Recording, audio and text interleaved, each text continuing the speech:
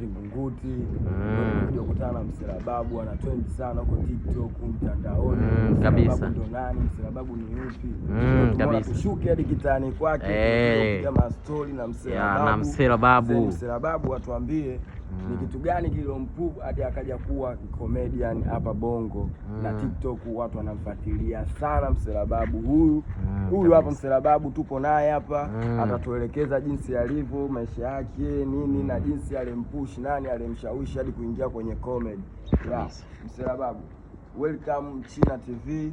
Tupo kwa ajili ya kuwapaisha watu ambao wanaokuja kutrendi, watu machipkizi, comedian chipkizi. Ndio. Hii mimi ilikuwa imo katika damu.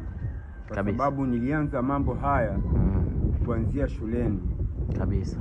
Shule tulikuwa na zamani, tulikuwa na vikundi vya vijana. Vile vikundi vya vijana walikuwa wanaitwa vijana wa tano youth league. Yaani tano youth league. Kwa Kiswahili ni vijana watano.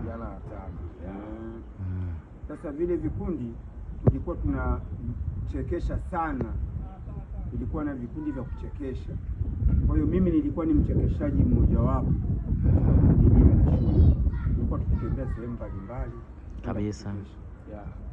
Sasa yale mambo mimi niliyaacha. Sikuweza kuyaendeleza zaidi. Sasa nimekuja kuyafufua hapa Dar es Salaam. Nimeshakuwa na umri kama huu unaoniona nao. Kabisa. Na ndio maana watu wananishangaa sana. Mbona huyu mzee vipi? Mbona tofauti na wazee wengine?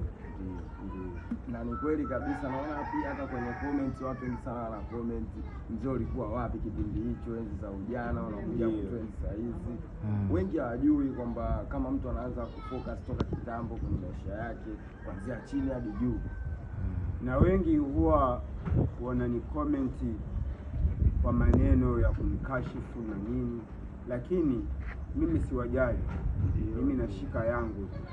Na kila atakaye ni comment mbovu, kwanza mimi nadhani ndio ananipa ustaa na umaarufu zaidi, nizidi kujulikana, nizidi kupaa juu. Ni kweli zaidi. Na mpaka sasa ushaingia kwenye media ngapi na ngapi kwenda kufanya interview? Hivi sasa nimekushaingia Luchi Media. Walitufuata wao wenyewe hapa Rashpabu. Mwezi huu mwanzoni. Na jinsi nilikuona huko kwenye trend moja hivi na nani wanamuita Kizi Piano.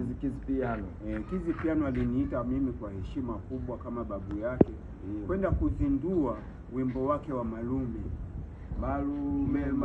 Hebu tupigie kwanza kidogo Malume. Jamani, tuomba babu yetu kwanza Mselababu atupigie Malume kwanza. Tuomba kwanza tupigie Malume hata moja. Tuomba tushike na simu yako kidogo tupate hata Malume.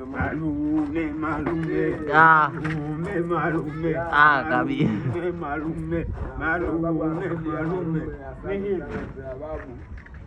Jamani, tunaomba kusubscribe kwenye channel yetu ya Mselababu hapo YouTube, pia TikTok wanatumia Mselababu. Tupo pande za Vingunguti, ndo hapo tokea Mselababu.